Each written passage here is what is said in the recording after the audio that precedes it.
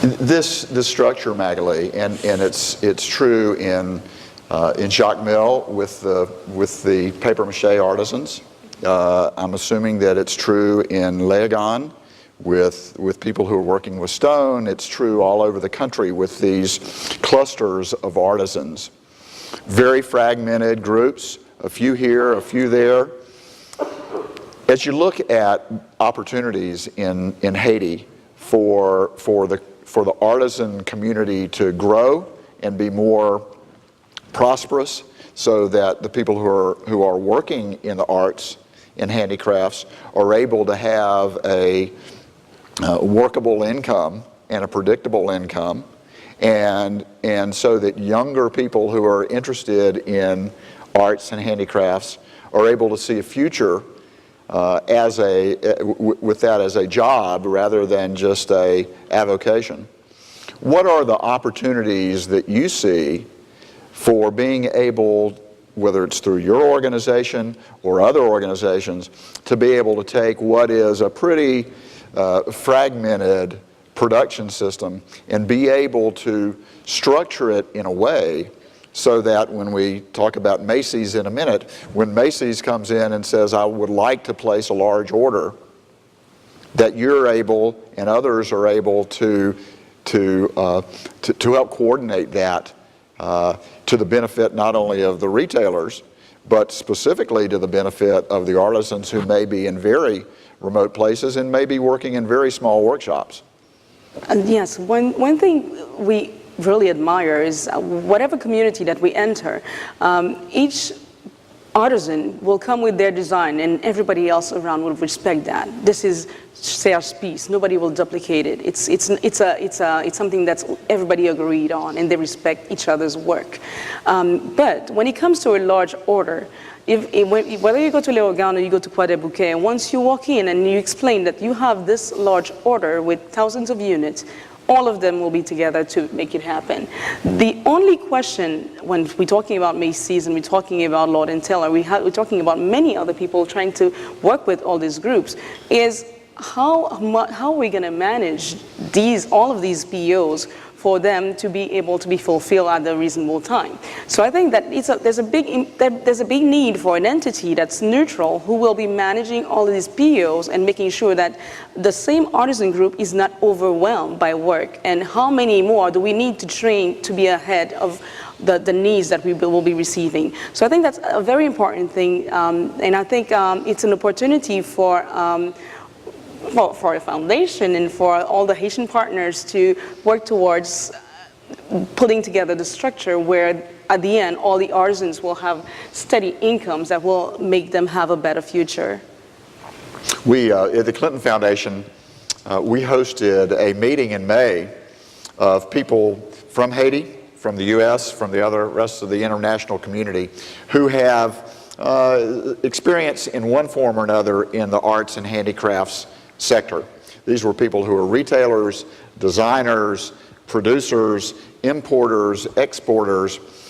We came together really looking at the challenges and opportunities after the January earthquake to go and partner with the artisans in Haiti to be able to do two things. One, to be able to stimulate more demand from international retailers and brands so that they understood the distinctive qualities of the product that was being produced by artisans in Haiti. Secondly, to be able to work with artisans and support groups within Haiti to help them to produce, to be able to meet the opportunities that were going to arise from this renewed interest and a willingness to take another look at products from Haiti. So coming out of that meeting, we really had two very distinct challenges. One was to be able to talk to U.S. designers and retailers, tell the story about the crafts that were being produced in Haiti, but be able to overcome in their mind challenges that they saw in being able to source productively from Haiti and do it in a way that was not just an immediate humanitarian one-time response to the earthquake, but was to building much stronger ties between U.S. retailers and international retailers and Haitian artisans for long-term business development. So that if you have 25,000 people in Haiti who are working in the handicrafts sector, that in 5 years that might be 50,000, and in 10 years that might be 100,000. And what we found is that there is tremendous interest and tremendous demand by U.S. and international retailers. The greater challenge comes in doing what Magali is talking about, and that's being able to fulfill those orders in a way that meet quality issues and meet price issues and certainly meet deadline issues. Let's turn for a minute and talk about the earthquake and the impact of the earthquake on specifically the artisan community in Haiti. And let me ask Michelle to talk a little bit about what the impact of the earthquake has been for the artisans in Croix-des-Bouquets.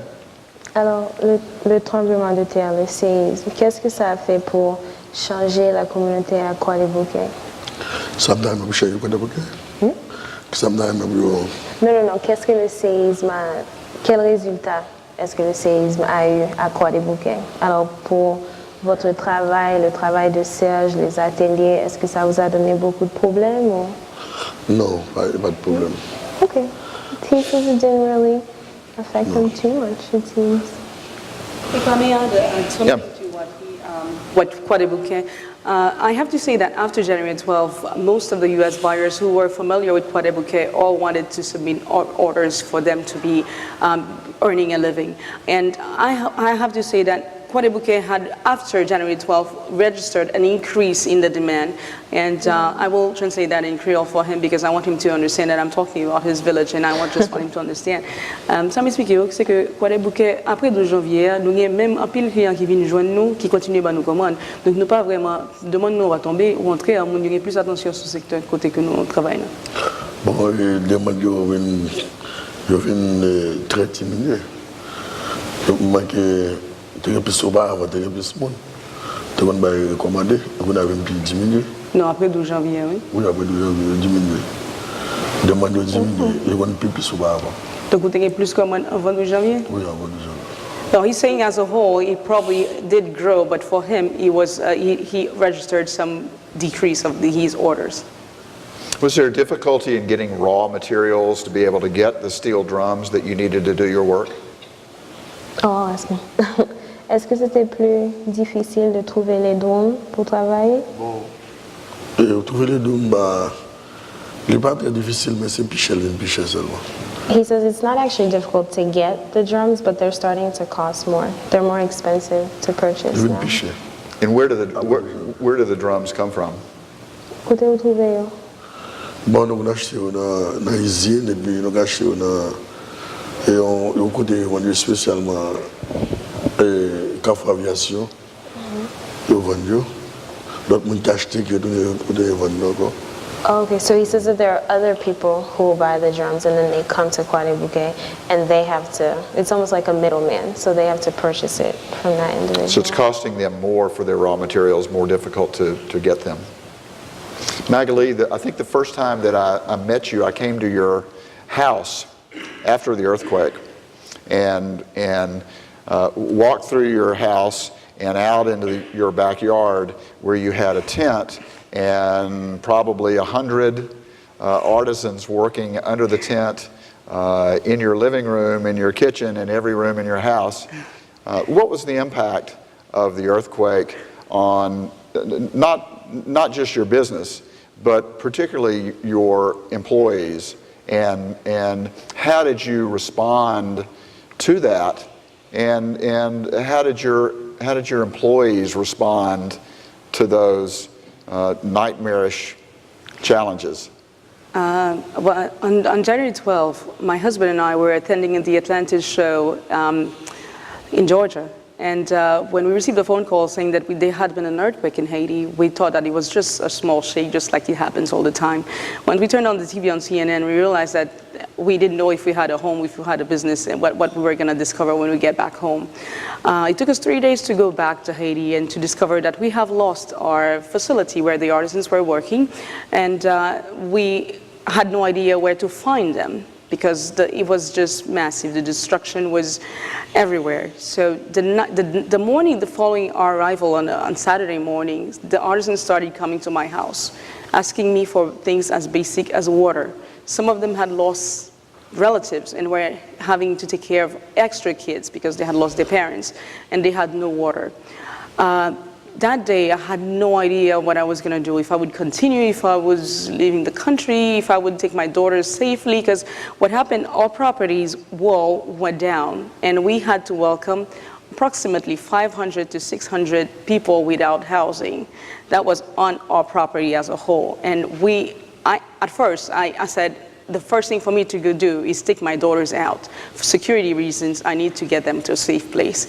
But when we thought back, I took my daughters out of Haiti, and my husband calls me and says, the artisans are coming for everything.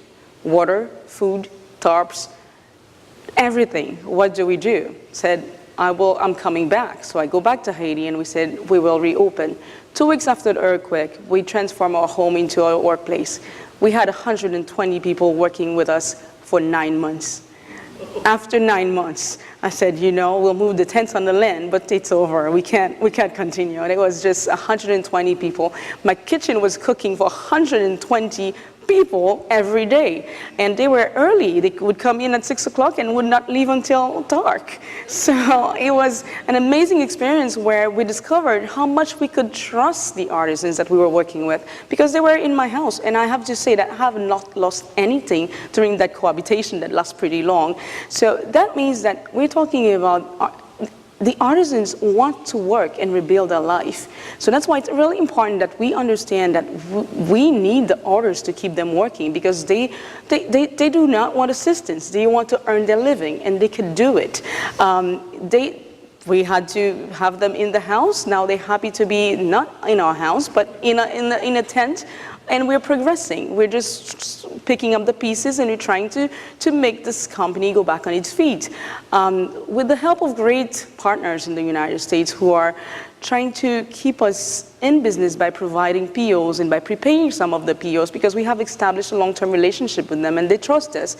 We are able to maintain them employed, and we are able to welcome more each month. We started with 20, and now we are with 279 working with us on that empty land that we own and on certain covered areas.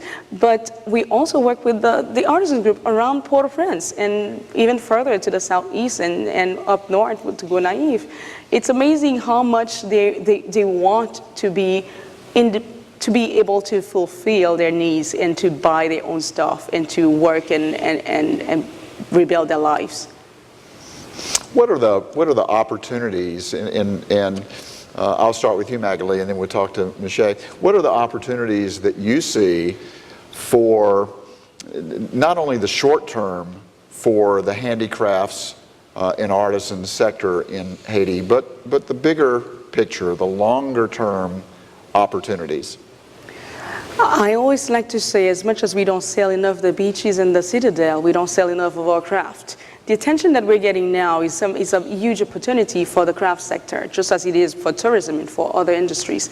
But I will talk about the craft industry, where I have seen since January 12th, buyers from major chains of the United States coming to visit us and wanting to not only carry what we already have, wanting to develop new products. The interest for the short term is that we have these accounts and they will probably select lots of items that we already have as is, but they are committed to come down and to develop new lines using their techniques and to bring new products on the United States shelf.